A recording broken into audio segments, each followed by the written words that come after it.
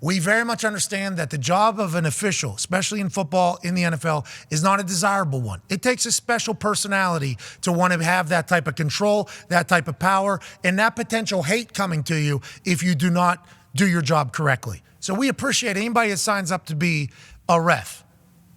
But this isn't a participation league. No, it's just not. because you sign up to do it doesn't mean we have to be nice to you. You got to do your job. We think the NFL needs to pay these refs more. We think we need to make them full-time jobs so they don't have other jobs. We think it needs to be an all-year thing where they're going to seminars and classes and trust falls with each other. I think there should be a practice squad that you can pull from where if a guy stinks, we can elevate him. I think that is an easily done thing if the NFL wanted to with the NFL Refs Association, their union. I think that is needed in the sports gambling world because there's so many questionable calls and people are losing a lot of money. It's only going to get louder. It's scripted. It's scripted. That started because people started losing their money and they thought the sports books and the NFLs were working against them to screw them. The way the NFL would be working is with the refs. So every time this ref makes a bad call, it's not only affecting the game, the players, the coaches, the fans. It's also affecting people that are in different states, people that aren't fans of the team, and they're losing money because of it. It's only going to get louder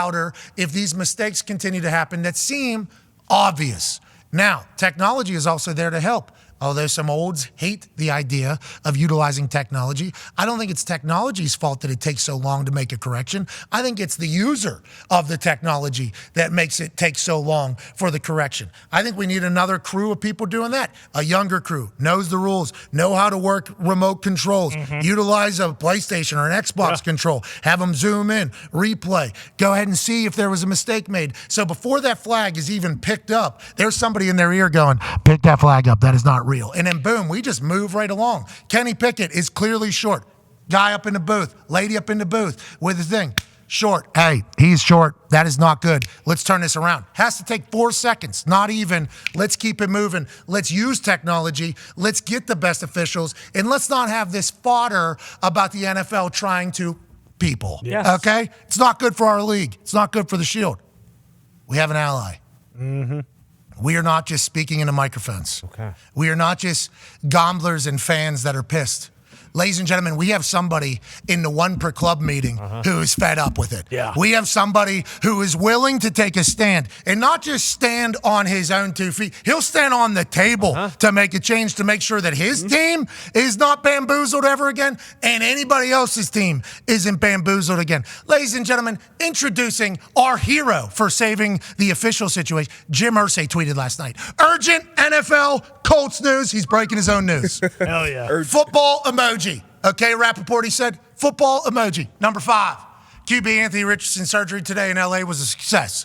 It was a long procedure, and his shoulder injury has been repaired. No new surprises were found during the surgery. They just repaired what was expected. Anthony is doing well, and thanks, everyone, for the support. Parenthesis, there is presently no date for his return. Parenthesis. Okay, let's go breaking news. Good now, to know.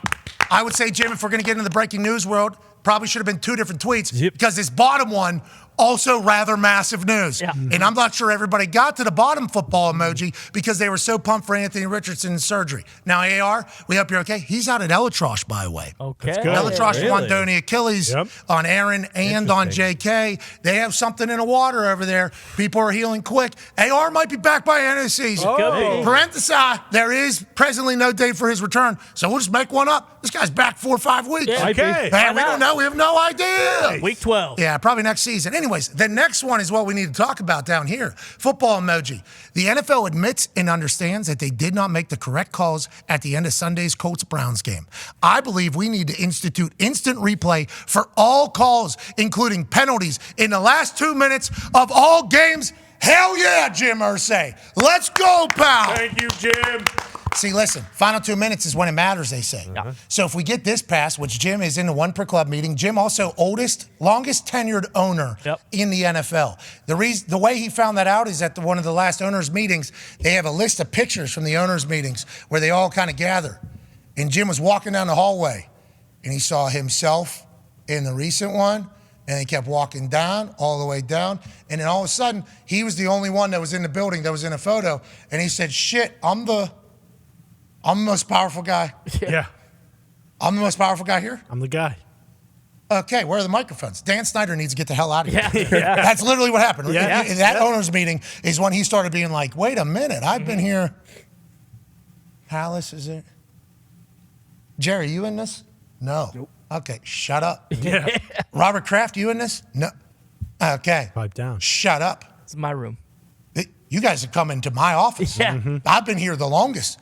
So whenever there's a little question mark on who needs to talk and needs to say, don't worry, boys. I will be the one saying it. And he has kind of take on that role. Yeah. He told us that on the show pretty much, like, hey, this is our league. We need to take this back. This is not the agents' league. This is not the GM's league. This is not Roger Goodell's league. This is the owner's league. And he's like, I've been the longest owner here. So him talking about this, I think has real traction. I know people think the way they think about Jim Irsay outside of Indianapolis. In Indianapolis, he is beloved. He's also getting a little bit more active on social media. He landed a helicopter the other day, hopped on his aquatic quad, and then he rode that thing into a lake, and he said, see you later, on his way out. He is certainly an electrifying human being. Absolutely. He sells out stadiums with playing music, with John Mellencamp and the boys. He's a rock star. He has a museum, literally just for fun, that he travels around. He is certainly a one-of-one human being, but he is also somebody who's not scared to speak up and make changes in the NFL. Him being on board with the review of the final 2 minutes is great news. And just like they're taking away the kickoff, it's like, what happens next? Like, if they take away the kickoff, what's next? Once they institute this in the final 2 minutes, it's like, wasn't the final 5 minutes That's good. also important? And then it's kind of like, this is the slow roll the NFL has to take to make the change. So I think we have an ally. I think we have a good ally. And I think we're not that far away from common sense officiating. I do love that Jim he just speaks his mind. You know, as that owner, I mean, driving a four-wheeler into the abyss is just, I mean, he's doing the billionaire thing the right way. But look, which goes in the water. I'm going to head to that lake and drive in it with this before dinner. And then we'll have fresh dinner prepared of fried tofu, snap peas, and special pudding. That's all vegan, so we're very healthy. We're strong. We're athletic here. I bid you so long, and then he just rolls into a lake. Yeah. Is that a stunt double at the end? The man. No! You think Jim Irsay is doing a stunt double? There was a weird cut. Jim like that. His hair is awesome, too. Let's not even... Jim looks good. He's jacked up. What color is that? Well, just a couple months ago, this is not good on news. the spectrum. Just a couple months ago, he couldn't, he's very active right there. He wasn't as mobile. I think he had a surgery on something a couple months ago. I saw him. He was not moving as much. I think he had a couple... couple walkers with him. So seeing him do this is a big deal. Congrats to Jim being healthy. Let's go, Jim. Getting rehab back up, eating vegan. He's out there doing his thing. His hair's coming back. Snap peas, good pudding. Fried tofu. I don't even know what that tastes like.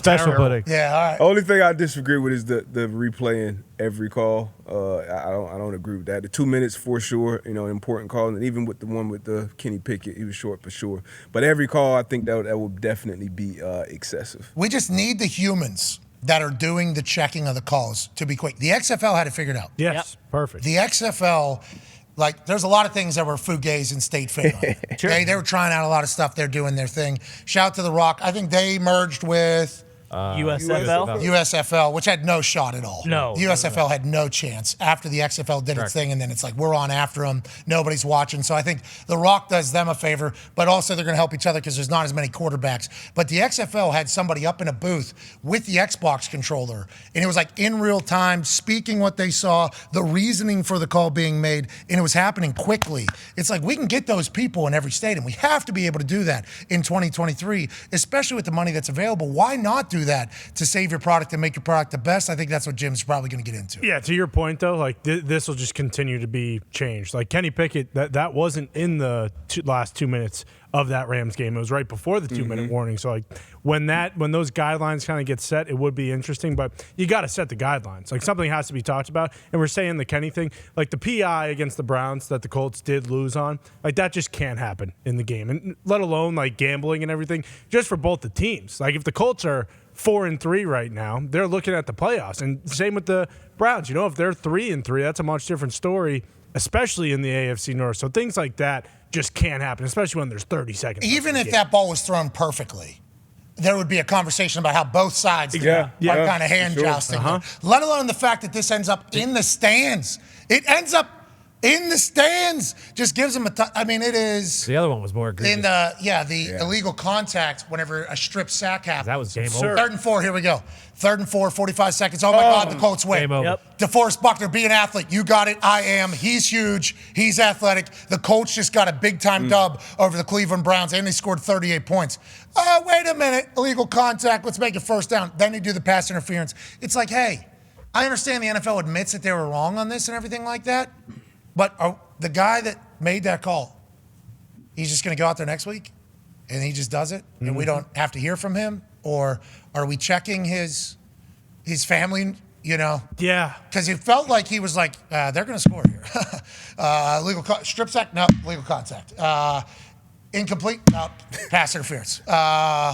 No, yeah, another one. Like, I think that guy would have called 14 of them straight if he had to. That's the feeling I get. And it's hard for me not to think that when there's a chance that guy is a middle school teacher, on his side, or some other job on the side. It's like, you don't think somebody could potentially just sit down next to him and be like, hey, Browns 3, it's not really that much. Kind of a weird number, right? We can make that happen, right? Yeah. Easy. Yeah, man, we'll try our best. Certainly towards the end. How about money line at least? Yeah, you got it. No problem. Browns, they're supposed to Put win. my mortgage on it. It won't be that big of a deal. And that probably didn't happen, okay? Most of these humans, I assume, very good people. And we can't assume the worst, but it's hard not to take your mind there whenever you see two blatant and obvious things happen and you're potentially losing money on a gamble. Well, and like you said, too, like when there's nothing in place where, like, if a guy has a game like this, you can't bring up someone from, like, a practice squad. So, like, yeah, that's great that you're saying after the game, like, oh, we made the wrong call. We're sorry that happened, but there's no repercussions for it. It doesn't matter. Like, this isn't the end of the season where if something like this happens, like, oh, the guy isn't going to get a playoff game. Like, it's week 7. This guy is going to be back out there doing the exact same, or having the opportunity to do the exact same thing for the next 10 weeks. So, like, fans are tired of the hearing immediately after the game when your team got screwed over, like, we made the wrong call, and hopefully, like, that doesn't mean shit anymore because there is no repercussion for it. And they have like an AP. Yeah, the reporter's pool or whatever. They have like that where I guess they answer questions sometimes, but we never see it. No, it's never on ever. camera. No. And there's never anybody that gets to ask, like, how did you get to the NFL? And how is that what you call with those last two things?